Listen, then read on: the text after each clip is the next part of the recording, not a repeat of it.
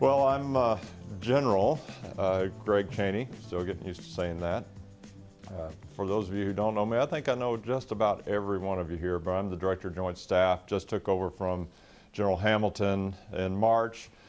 During the takeover, that sounded like it was a by force.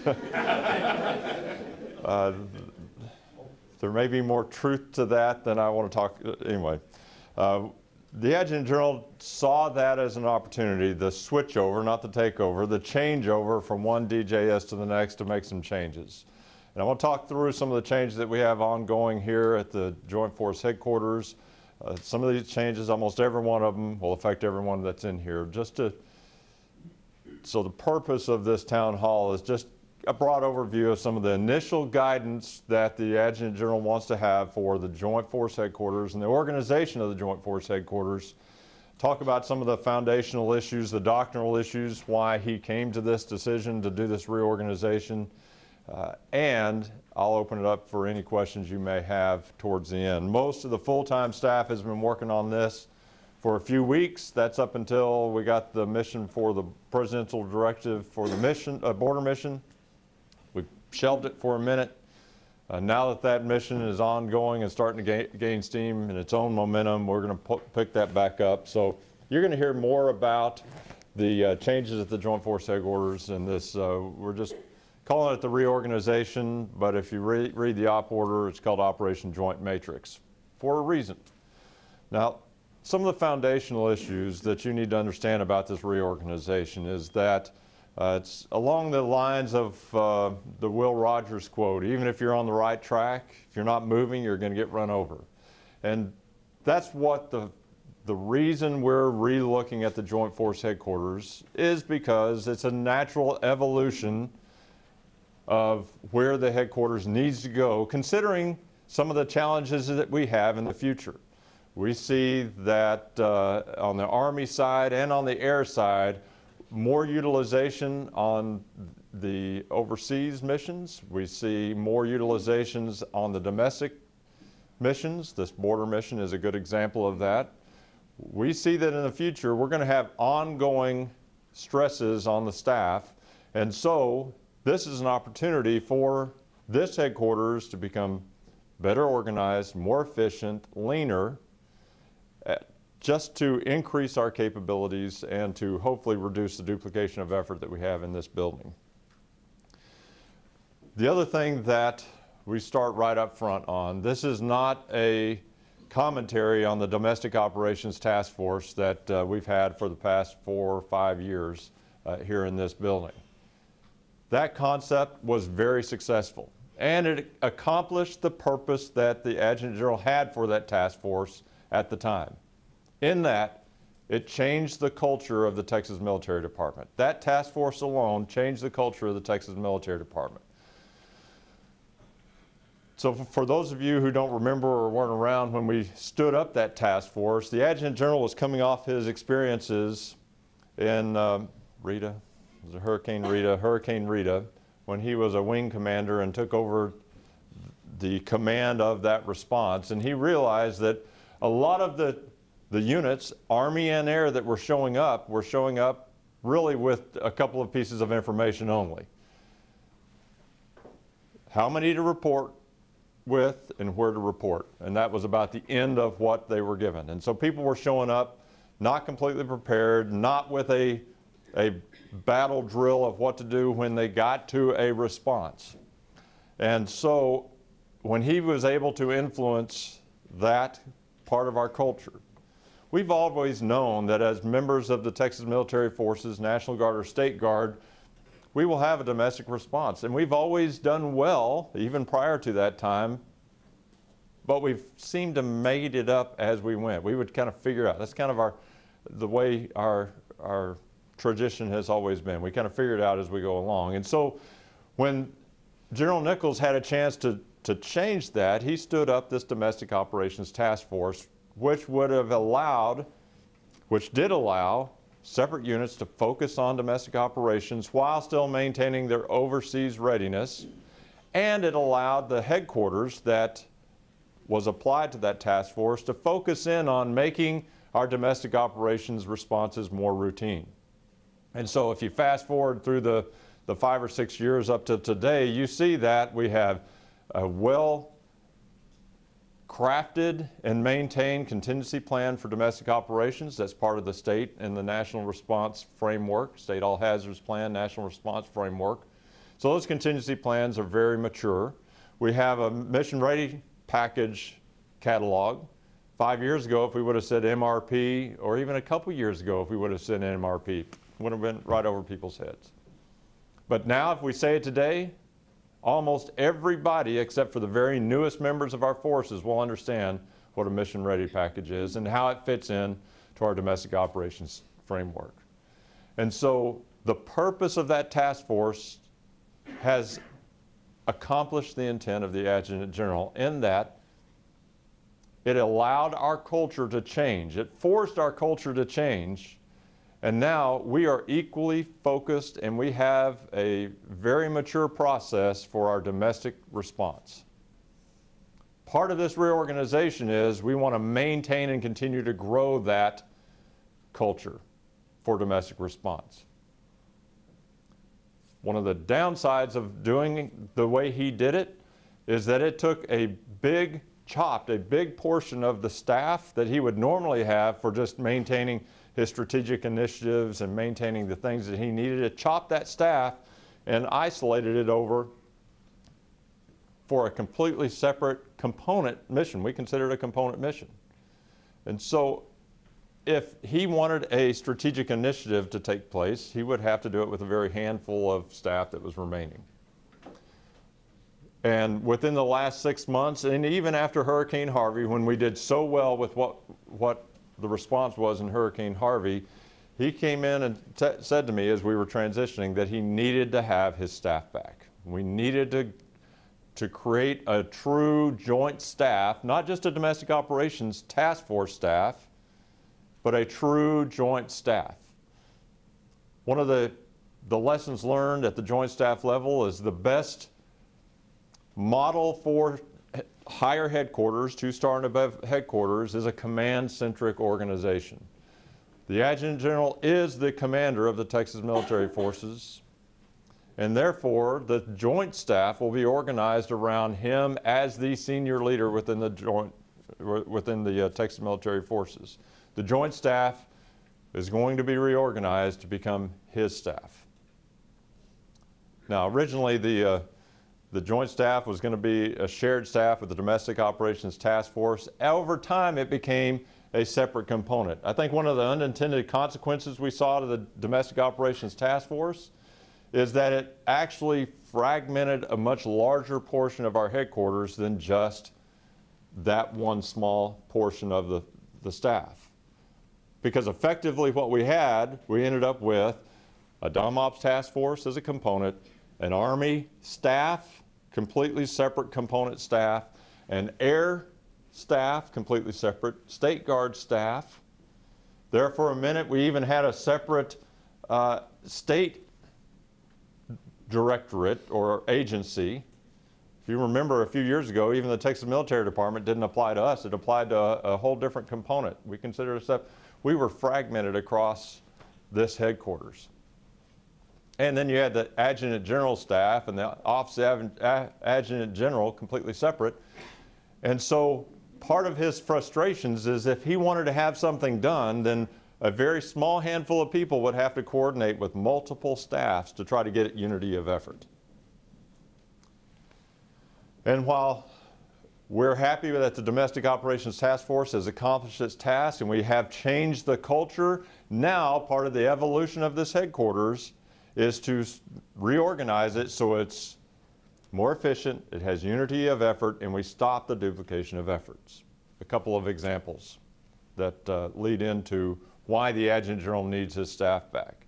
The easiest one, and those of you who have heard this before, you're going to hear this one multiple times, but it's the easiest way to illustrate what the Adjutant General is talking about. One of his main efforts, the main efforts of every leader from here above, to include the governor and the president, the Secretary of Defense, is that cyber as a domain is going to be a main effort, important operational capacity that we need within that domain in the future. And so as I talk to people, I ask, who is running the cyber effort in Texas for the Adjutant General? Who is the cyber czar, the champion for cyber for the Adjutant General today? It's rhetorical, because you can think through. I'll tell you what the answers usually are. Some names will get thrown out. Some well-known names that work down in units in the Air Guard, in the Army. We have cyber protection teams. The State Guard can throw out a few people. They have some very good cyber warriors within the State Guard. But no one person or staff directorate is coordinating that effort. Again, under the previous construct before reorganization, we would have to go to the headquarters of every single component and try to get everyone to cooperate and come together with a unity of effort. Under the reorganization, the Adjutant General will be able to go to one senior staff, the senior staff person that's assigned that cyber effort, and that one person on his behalf will have the authority to be able to coordinate that amongst all of the different cyber elements that we have within the Texas Military Department. That's just one example that you can multiply out to many other examples, such as personnel effort, logistics efforts, strategic planning and strategic efforts. And so the reorganization is going to help make this Joint Force Headquarters more efficient, have a unity of effort, all focused in on the Adjutant General's priorities in coordination with the Deputy Adjutant Generals and the Director of Joint Staff. The little history about the Joint Force Headquarters, just real quick, just to catch everybody up. Most everybody knows this, but this also adds to the initial guidance that we gave to the staff on the reorganization. This Joint Force Headquarters thing really didn't even start till around 2010, 2011, when the Chief of the National Guard Bureau directed every state to stand out a Joint Force Headquarters. After that, as soon as that letter, it wasn't Chief of the National Guard Bureau, it was actually Secretary of Defense. It was a Department of Defense instruction back then that said every state and territory will stand up a Joint Force Headquarters. And of course, as is our tradition in the National Guard, every state and territory ended up standing up those headquarters different. Every state's a little different. We all tried to figure out exactly what that meant. And back then, we stood up at Joint Force Headquarters that looked very similar to what we're going back to, frankly. So some of this is not new stuff. This is something we've done before. There's nothing new under the sun. But there's another concept in joint doctrine called the Joint Task Force State. For the years that we had the Domestic Operations Task Force, even though by doctrine those are two different entities, the Joint Force Headquarters Texas and Joint Task Force Texas are two different entities. One is the senior level headquarters for the state, Joint Force Headquarters. That's the Adjutant General's headquarters. The other can be a battalion, it can be a brigade, it can be a wing, it could be whatever we want as a standing joint or an ad hoc joint task force for domestic response. While we had the Domestic Operations Task Force, those two things were combined. Part of this reorganization is to make the Joint Force Headquarters, again, the senior headquarters with a unity of effort, and still maintain a joint task force that is designated for domestic response. We can add to or subtract to those joint task force headquarters as we see fit. But one of the doctrinal issues is that those headquarters are normally formed around existing headquarters. We try not to do ad hoc, just making them up out of thin air. And so they'll be organized around an existing headquarters. And I say that as we get into some of the initial guidance for the reorganization of the Joint Force Headquarters, it's important to know that those are, by doctrine, two separate entities. So the Joint Force Headquarters for Texas is being reorganized to be the senior headquarters for the Adjutant General, yet we still want to maintain a subordinate unit that's designated for domestic response. That can be that first in headquarters for domestic response. We call the reorganization, the op order that went out for the reorganization, joint matrix. That's because we tend to have been operating, as is the military, the way that military culture works, in a hierarchical structure, meaning that within this building even, the Army reports to the next higher staff, joint staff, that reports to the TAG, when really we want that to be more of a matrix. We want this to be more of a matrix type organization, which means that the deputy adjutant generals will maintain control of the staffs that support them. General Farrell will maintain control of the air staff element on a day-to-day operations. General Norris will maintain control through their chiefs or directors of staff of the Army, or her Army staff element, because they're tasked by law, by statute, by state statute, appointed by the governor to assist the Adjutant General in their area of expertise, both air and the Army. However, each one of those staff elements will also continue to coordinate up and down with the senior joint staff member within their lines of effort. So we'll just start on the left. If you can go to the next slide, please. We'll roll out the very busy, wake up back there. Oh, next slide. Oh, keep going. I just want one. There, that's it. Okay. And so you'll have control and coordinate effort within our headquarters. So just starting all the way to the left to the personnel lines of effort. The J1, right, is Colonel Dickens, right, yeah, who was formerly known the support directorate, the chief of the support directorate, something like that, within the Domestic Operations Task Force. Within this construct, we've separated out both the personnel and the logistics. So starting all the way to the left, in the personnel line of effort, the J1 is the senior staff element for the Adjutant General. She will report up through me and to the Adjutant General and be responsive to the Adjutant General for all things personnel related within the Texas Military Department. General Nichols, one go-to senior staff person for personnel. She is the integrator of all personnel efforts for the Adjutant General. Previous to a reorganization, I would ask, who would that be? Some would say, well, it's the HRO. Well, that's fine if you're a technician or an AGR, and mainly Army, some air. Well, what about the state HRO? Well, that's a whole different category. And what about if we have an overarching personnel policy that the Adjutant General wants for all pay statuses, whether you're a drilling status guardsman or as a full-time? Previous to a reorganization, no one. It would take someone like me or another staff officer going to multiple staff sections and trying to get a coordinated effort. The J1 coordinates that effort now. Coordinates. The Adjutant General has for years been asking for all of the different services to come up with a career counseling program, formalized. Years. We brought in people, we've had special seminars for that to happen. And to his knowledge, it's still not gained any momentum.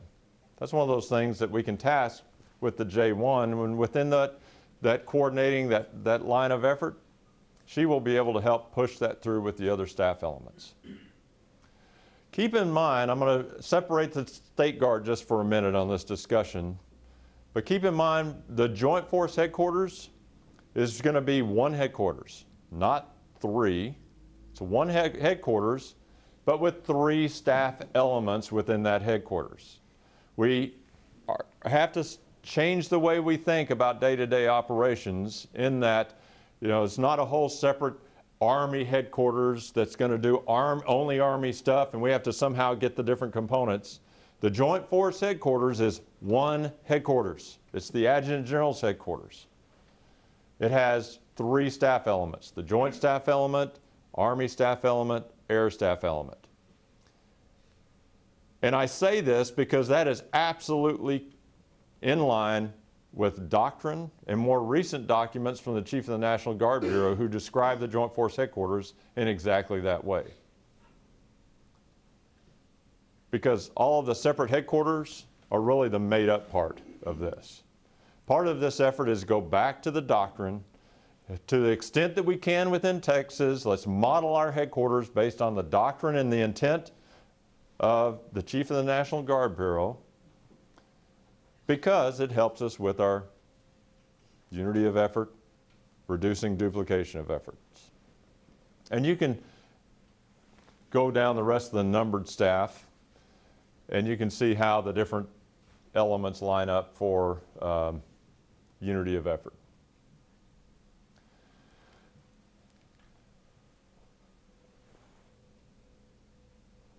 One headquarters, 3 staff elements. Now I separated out State Guard. While State Guard day-to-day full-time basis does coordinate with us, they are only loosely part of the Joint Force Headquarters, because by statute they have their own separate headquarters, they have their own separate commander, but it's still, they are still under the command and control. They're more closely a MACOM than they are like division headquarters or 74th Troop Command or the wings, then they would be part of the Joint Force Headquarters. So they're still there for illustrative purposes.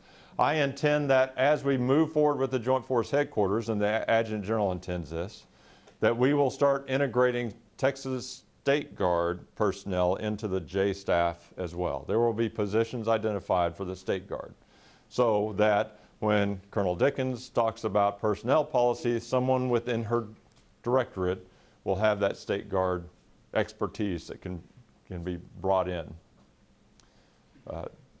to the planning process. One other caveat, and I appreciate having all the Air National Guard personnel over here, and don't be offended by what I'm about to say, but it's important to say it anyway. From this point on, when I talk about Joint Force Headquarters and J staff, Army staff element, it's really only Army. I don't know how else to say that. It's really only an Army document. Currently, there are 0 on these manning documents, there are 0 Air National Guard positions. Yeah, I know Colonel Dickens is an Air Guardsman, but she's full-time. She is in an Army technician position.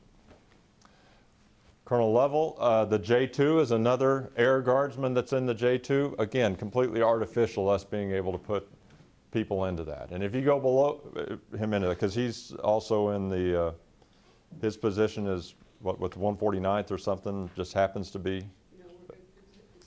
Stay in the headquarters, okay. And so we want to find ways to make this a true joint staff. It's not because we don't want it, it's because at the DOD level, they haven't broken the code on true JDAL joint positions in the state. They have some positions, 31 positions are identified as joint positions or have joint matters attached to them. But only 2, I believe, have been approved for actual JDAL positions, but even then, only Army is assigned to them. Now, this is important that we figure it out in Texas. We want to be leaders in joint staff. And we are looking for ways to force the issue with even subordinate staff to be getting people assigned into, at the captain major level, into the joint staff for that experience and that credit. The reason we want that for officers by 2020, if you want to be a general officer in the Air or the Army Guard, you have to have joint credit. Well, if you don't have ways to get that joint credit, how are you going to be a general officer? So we are willing to artificially force it to the extent we can. Colonel Walters is our public affairs officer in an Army technician slot, just self-nominated and got joint credit for some of his works with the public affairs office. So I don't want anybody to be offended when I say it's all Army. it's just the way it is, but we're looking for ways to work around that and get you assigned into those joint staff to get that senior staff level experience. A couple other initiatives that will help this. This doesn't work. This will not work if this matrix organization creates more meetings or more taskings. Won't work. So a couple of initiatives that I think will help speak to that. Just a couple, because I'm about out of my 30 minutes intro. One of the things that you will notice, I talked about duplication of effort earlier in the presentation. So just as a scenario, if the Adjutant General wanted a career management program developed, he would ask someone to write in an op order. So it would actually have been somebody in his staff would have written an op order, probably the SIG, if you remember that, and send it down to the joint staff, who would kind of change it up a little bit and then issue that operations order out. Well, then someone down at just the other end of the hall would receive that by email, open it up and assign it to someone else, and then they would take it and they would convert that into an Army operation order and go through a little staff. Even if it was a little staffing process, it was creating more work. And so then they would create that and they would have a joint op order. Now it's an Army op order. I know the Air did some other type of taskings as well once it got over to Building 9. And then it went down to the MACOMs, and they would take it and then they would rework it and change the titles. And so you multiply that by every order that came out, we were having the same thing being worked on 2 or 3 times just in this building. That doesn't even count before it goes out to another building. Wasted effort. So within this construct, again, one headquarters. The intent is that we have one set of orders process. So the Joint Plans Group will be just that, a no kidding working plans group that brings in the subject matter experts. We do all the staffing. We do one order, that order gets published, and it's never touched again within this building. We also have a tendency to over-invite to our meetings. We have meetings and we just think, okay, we're having a meeting, therefore everybody needs to be at that meeting. And so it's the same people day in and day out, or every drill weekend, they'd end up getting into meetings. They're the same people. And yet, in this construct, if we don't do it right, going back to personnel because it's on the left and it's the easiest, if we have a personnel board process and we have everybody in that board process, and then we add on top of that a coordination meeting with the J1 to coordinate everything that we've just done in the board process. Now we're just adding to our battle rhythm load, the meeting load for everyone that's in here. The intent of this is to minimize meetings, minimize battle rhythm. We'll talk, I'm going to circle back to that in just a second. But also, if we are going to have, or since we are going to have a senior staff coordination element like the J1, a lot of meetings, the J1 can just be in, or one of her people, and then take that and coordinate with the subordinate ones later. That frees up those ones to go do their stuff, to make things happen within their Army or Air or State Guard focus areas. Battle rhythm, the B2C2WG of our headquarters. If you don't know that, look it up. You can Google it. You can find it. B2C2WG is a little out of control, frankly. It's a good idea. I'm all for that. I was one of the original architects that the Adjutant General asked to help develop this battle rhythm so that we do things routinely. Problem is, we've added in so many of these boards, these work groups. Every time something comes up, we just put in another battle rhythm. And we were doing it at the Army, at the TAG level, the DOM Ops level, and so they weren't always synchronized, so we would go to one board, and then there's another board, and then the Army had to have their board for decision, then we had to have the DOM Ops board for decision, and it's the same people in there every time. So we have battle rhythm fatigue. Part of this is to and we've combined up the chiefs of staff into one area. We've got the SGSs in one area, is to streamline that.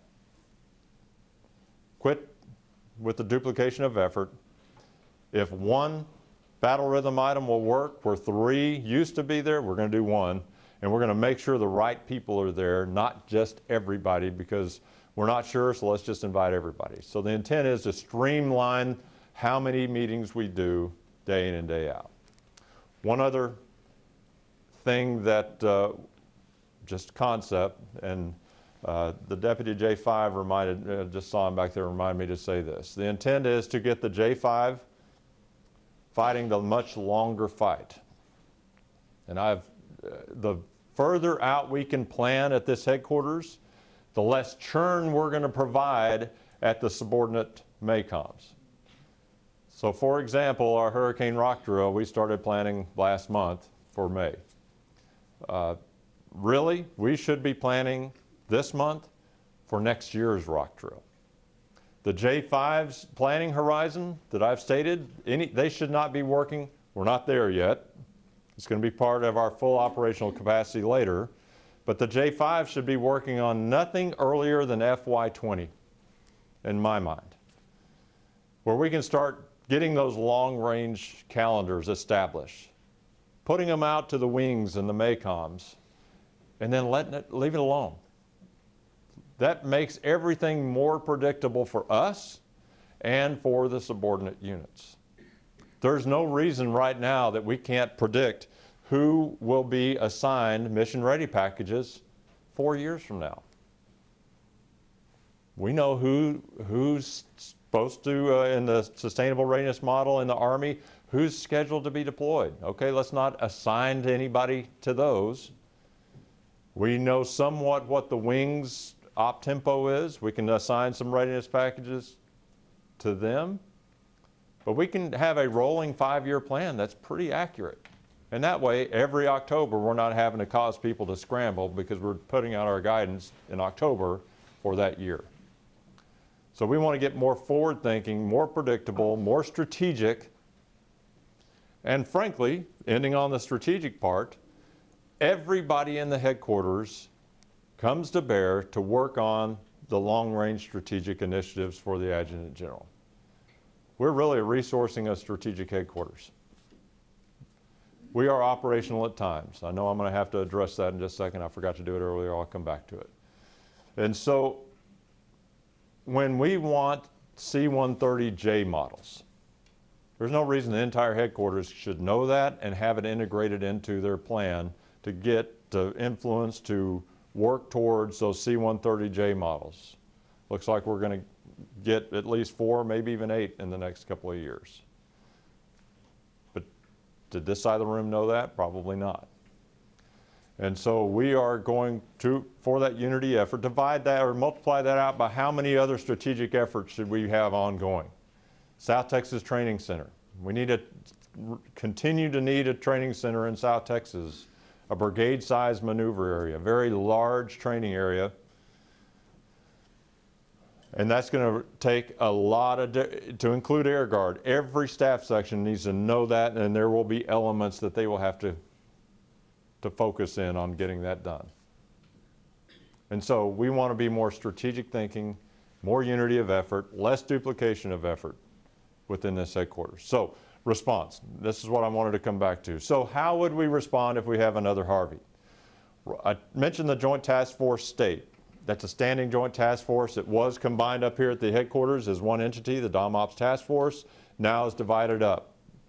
The 136 Maneuver Enhancement Brigade is designated as our Joint Task Force Texas, or that's the technical word, Joint Task Force. They have the Homeland Response Force mission. They have the CBRNE, part of that is CBRNE Enterprise, the CST already. They have a fairly large full-time force that's paid for by that Homeland Response Force. So they are our standing Joint Task Force. They are going to be reporting directly up to the Joint Force Headquarters, and they are our responsive unit. So they handle the forces. So border example is a good example. When we got that short mission, We stood up the forces. We generated the forces through the MACOMs, Major Supporting Commands. And once they were generated and they were ready, we handed them off to the task force, who are now receiving them, training them, and integrating them into the border operations and maintaining that common operating picture in the command, the mission command, over those soldiers and airmen. Not airmen yet, soon, airmen. They're also doing some other activities because they're brigade headquarters. If we had a hurricane come into the Gulf right now and we thought that based on our decision support template that one brigade would be sufficient, then your people who are tasked with mission ready packages would report to that task force headquarters for employment. If it grew much larger, like we had to put another wing headquarters in or a brigade headquarters in, then we would put a one-star general in that maneuver enhancement brigade headquarters, and we would start controlling those two brigades. That's tactically controlling them in the fight. At this level, we're going to continue with the interagency coordination, coordinating with Texas Department of Emergency Management and the Governor's Office for the intent. Then we'll send the taskings down out to the task force. If this builds up to another Harvey, then we'll turn this headquarters into another dual status command headquarters, and we will graduate up the response to this headquarters. But we have the options of putting the division headquarters out.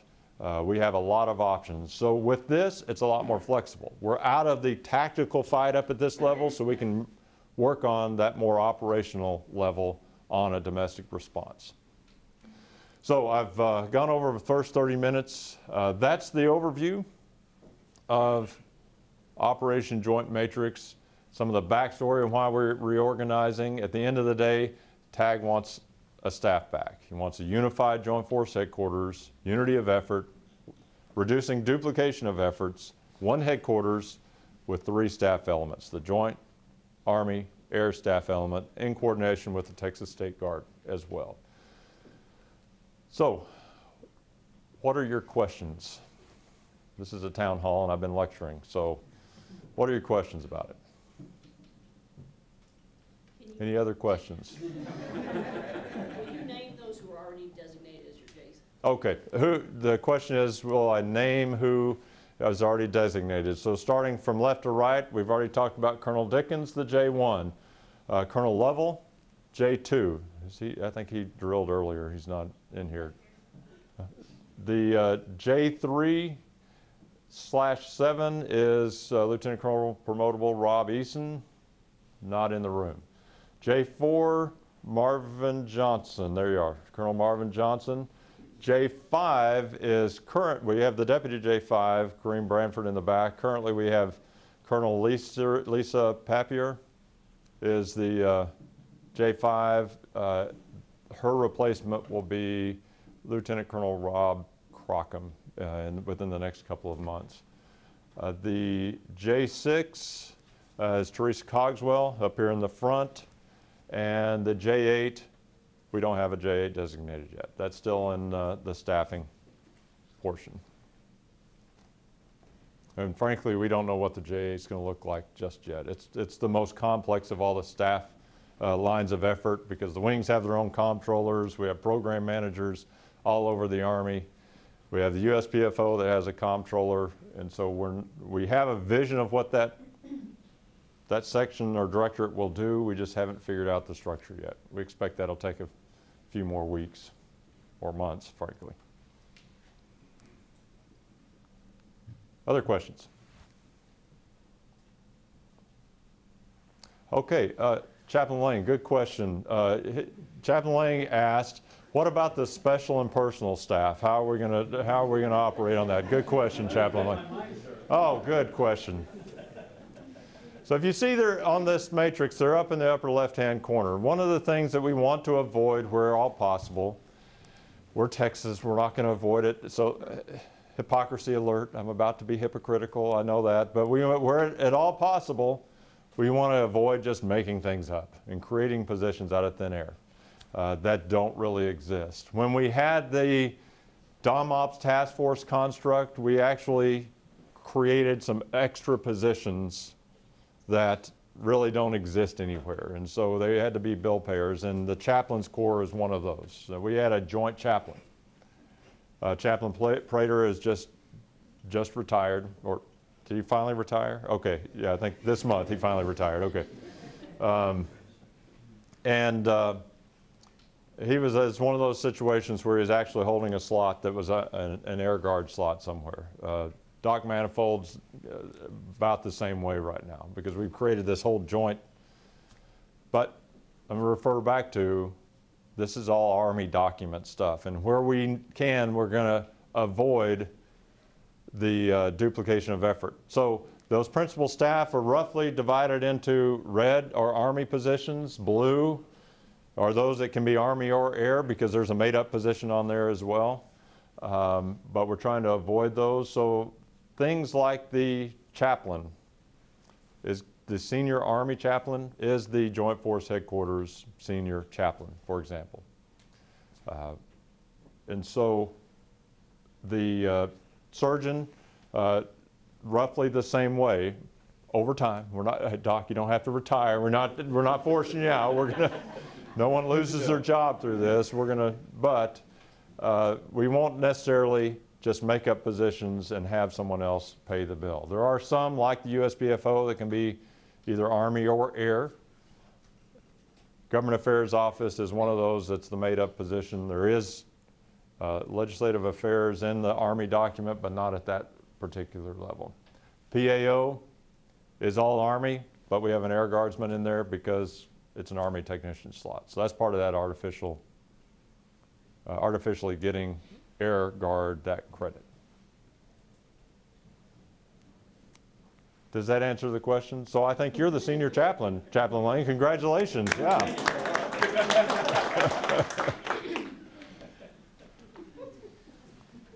Yeah. Yes, sir. Are there going to be civilians put into this staff also, sir? Are there going to be civilians put in this staff is a great question, and the answer is yes. As everyone, from a full-time standpoint, everyone knows we've converted 12.6% of our technician force to Title V, plus the non-dual status personnel have converted to Title V, plus we have state employees. And so those civilian categories are going to be integrated in our staff. A couple of standards that we're starting going in is that the principal staff officers will remain uniformed. So the J4 is a good example. I think that's non-threatening, while Johnson, that's it, Colonel Johnson is the J4 principal. He has a Title V deputy that kind of keeps that with Sergeant Major Tibbetts. Mr. Tibbetts, thank you. Sergeant Major retired Tibbetts as the civilian will be assigned in those deputy positions. Well, not every numbered staff will have a civilian deputy, some will. And then we're looking at how to integrate the state employees into this as well. That's going to be another phase for a later time. Did that answer your question enough? Yes, sir. Go ahead. Yes, sir. You have a number of the senior medical folks in the audience today. Any thoughts that you're able to share with us today on what medical response and medical staff will look like? Or is that, I think it's probably appropriate as well, but it needs more time to be. Yeah, that's one of those things that it needs more time. One of the question is, what does the medical response looks like in this reorganization? And both the Army and the Air, well, at least the Army for sure is putting greater emphasis on the management of the providers and how we respond from a medical standpoint with the medical command and the state surgeon's office. That's going to mature as we go along. We certainly don't want that to be a lower priority. It's a high priority to get that right. And so we see that being integrated through the Army surgeon longer term. But again, it goes back to we've got to find ways and force the Pentagon to get joint positions to get the flight surgeons up and get up at the senior level as well on those joint staff. So we're not having to do it artificially like we're doing it with you right now.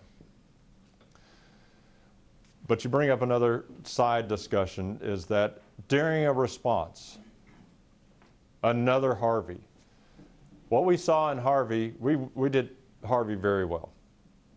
We did it well. I don't know about very well. We did it well.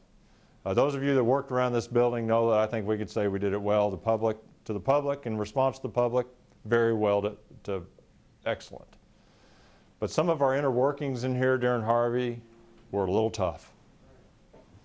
Back to the personnel issue. You know, we were trying to get accountability of personnel. The DomOps Sustainment Director and J1 were working with what they knew out in the field. Each staff element was doing their own personnel accountability, and the numbers never matched. Not one time did the numbers match. So under a response in this framework, we're already going to have the senior staff officer responsible for personnel. If we have those relationships built and the adaptive battle staff exercise, so that when we have an exercise, those lines of effort end up collapsing a little bit more, and they become more of a cohesive effort, so that we have one strength reporting system for the entire agency, not just the Domestic Operations Task Force and everybody else. We'll be able to make sure that like pay guidance gets out, so that some aren't getting TDY, some aren't. How we submit for pay works the best for each one of those staff elements, but it's a coordinated effort.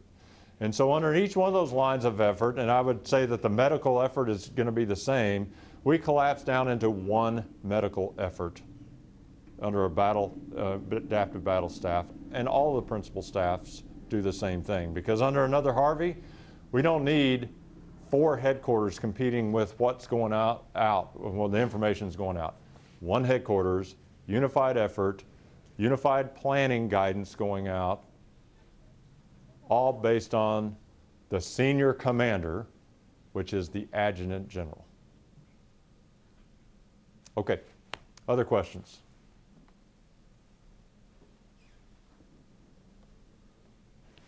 Miguel. Sir, is the Joint Counter-Drug Task Force a joint billet or create opportunities? It creates, so the question is the Joint Counter Task Force a joint billet, or can we create opportunities? It's a create opportunities. That is a great way to self-nominate for joint credit. Absolutely, if you're in the Joint Counter-Drug Program working with interagency task force, you should be applying for self-nominating yourself for that joint credit. So I'm glad you brought it up. That is another joint task force within the state. So we have the 136 MEB, joint task force, singled out for the domestic operations response. By the way, one of these days, they're going to have to deploy overseas, and we're going to rotate another brigade headquarters in to do that. It's part of that long-range planning I'm asking the J5 to do. The Joint Counter-Drug Task Force is an ad hoc task force. It's not built around an existing headquarters, but it is a separate task force reporting up to the Adjutant General. And it also has a lot of joint matters in that both Army, Air work in that, and they work with the different numbered agencies that you support. So definitely joint matters. You should be nominating yourself for joint credit, and all your people. Other questions?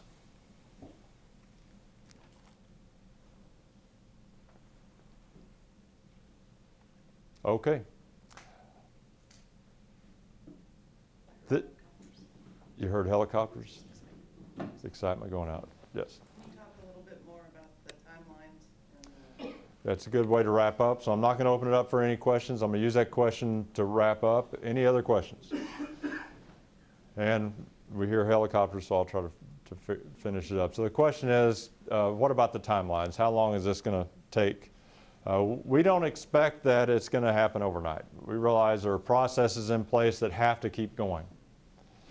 And so we had originally planned, and we're going to adapt it a little bit, but not much. I know Colonel Rockstein, who is the Joint Chief of Staff, he's that Chief of the Joint Staff, Senior Chief, has asked me to back off a little bit of my initial operation capability. I'm only backing off of it a little bit. But by 1 May, at a minimum, we are going to have all of the numbered staff officially in place and operating within their lines of effort. So all but the J8 have already been identified. By 1 May, the switchover for them being the principal staff will happen. We also need to update our terms of reference. That will be in draft, some form of draft by 1 May. But the final drafts will take a little bit longer than what I had anticipated because of this border thing. Updated organizational charts will follow. My intent is that by 1 October, we're at full operational capability. So by 1 October, we're operating the way we should be operating for the next few years until we get to the next change. And that gives us from May, initially, at least getting the champions in place, to 1 October, where we're doing the things like the integrated battle rhythm and reduced battle rhythm load and the one planning process and the 5-year plan. All of that stuff, no later than 1 October, we should be at full operational capability for the Joint Staff. A couple other things that I want to leave you with. Some things that this will not change. The focus on domestic operations is critical for the Joint Staff. Dom Ops will remain a main effort for the J Staff, the numbered J Staff. We should not lose any ground, and if anything, this evolves us to the next level of response and positions us to be much more efficient at a Harvey level response. So the Joint Staff will continue to be the main effort. One of the differences is when one of those J Staff come to you as an Army or Air or State Guard staff element and says, we need to do this, they're speaking on behalf of the Adjutant General, not a separate domestic operations component. They're saying it because the Adjutant General wants it done, and so it will carry some more weight within that coordination line. Domestic operations has to continue to be a main effort. That is a no-fail mission for us. We've garnered a tremendous amount of public trust. We don't want to lose it even a little bit. So that will remain a main effort for the Joint Staff. And the interagency coordination that happens with the Customs and Border Patrol, with Texas Department of Emergency Management, with Texas Forest Service, with the Governor's Office, with our elected officials, will be maintained at the Joint Staff level as well. We're not delegating that down. We want the Joint Task Forces to focus on operations and forces. So all that upper level coordination will remain up here. Really, day to day, the Joint Staff is going to operate by and large the way they did in the past, except for with greater emphasis, greater priority, because they are the senior staff for the Adjutant General. And at the end of all of this, we want one headquarters, 3 staff elements that are working together with a unity of effort, reduce duplication of effort, and to help the subordinate units be able to operate more predictably with less turbulence in the future. Appreciate what everyone does on this. We appreciate your flexibility. Everyone come into these planning meetings with an open mind, bring in your ideas. Most of this is just initial planning guidance. Certainly by 1 October, it's going to look different than what I've said. But at the end of the day, we owe it to the Adjutant General, we owe it to the Governor and the state of Texas to do this, to be more efficient, better responsive, because the future isn't getting any easier.